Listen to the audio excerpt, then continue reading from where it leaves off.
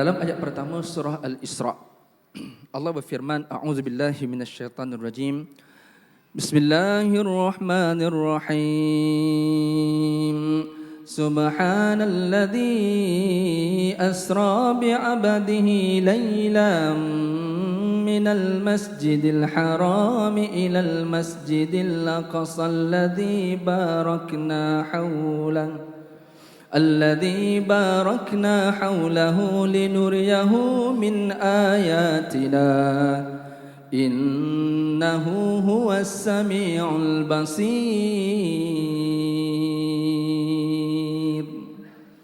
Allah berfirman, Maha suci Allah yang telah memperjalankan hamba-Nya, yaitu Nabi Muhammad sallallahu alaihi wasallam, pada waktu malam dari Masjidil Haram ke Masjid Al-Aqsa yang kami berkati sekelilingnya, untuk kami memperlihatkan kepadanya tanda-tanda kekuasaan dan kebesaran kami. Sesungguhnya Dia, iaitu Allah Subhanahu wa taala, Maha melihat lagi Maha mendengar. Tatkala sesudah Rasulullah sallallahu alaihi wasallam dibelah dadanya, dibersihkan hatinya oleh Jibril alaihissalam dan juga beberapa malaikat yang lain dalam sesetengah riwayat, yang membuktikan bahawa perjumpaan kita, penyerahan hati kita dengan Allah sebelum berlakunya Isra' dan juga Mi'raj, dan sebelum berlakunya sebarang proses ibadat dan perhambaan kita kepada Allah, ianya dimulakan dengan pembersihan hati, pembersihan jiwa, yang membuktikan bahawa ketulusan dan keikhlasan penyerahan diri kita semata-mata kepada Allah Subhanahu wa taala.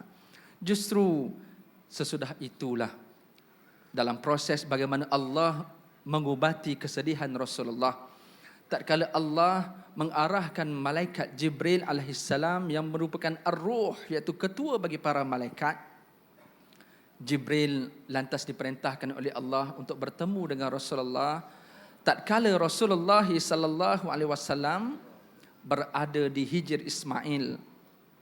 Dalam riwayat Bukhari dan Muslim, bagaimana ketika Nabi berada di Hijr ketika itu, akhirnya Jibril alaihissalam mendatangi Rasulullah bersama semulia-mulia binatang yang bernama Burak.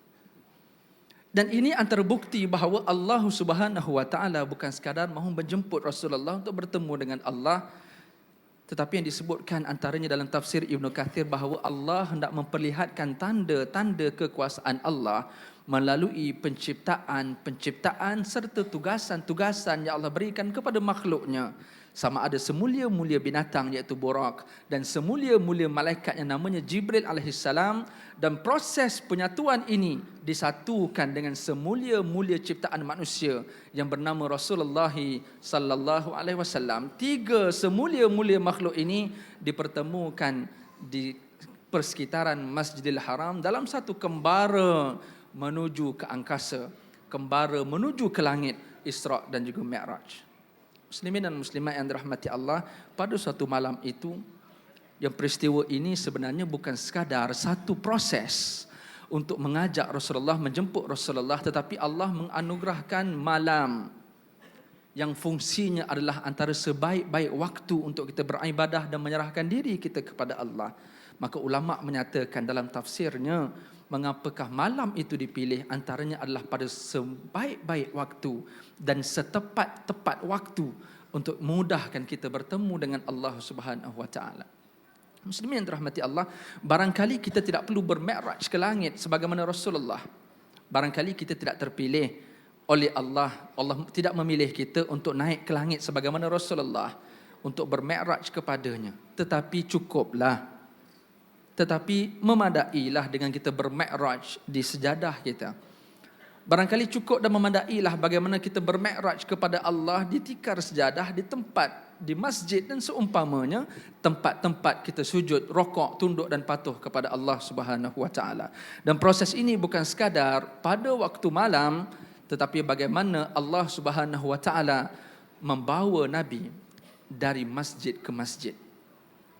Bukan dari Mekah ke Palestin, bukan dari Madinah ke Baitul Maqdis, tetapi Allah memilih minal masjidil haram ilal masjidil aqsa, yang membuktikan bahawa sifat perhambaan, bila mana Allah menyatakan bahawa bi'abadihi, bila mana Allah memilih hambanya iaitu Rasulullah sallallahu alaihi wasallam travel journey to the universe melalui perantaraan masjid ke masjid. Ini membuktikan kepada kita betapa pentingnya kita menghambakan diri kita ke masjid, masjid demi masjid.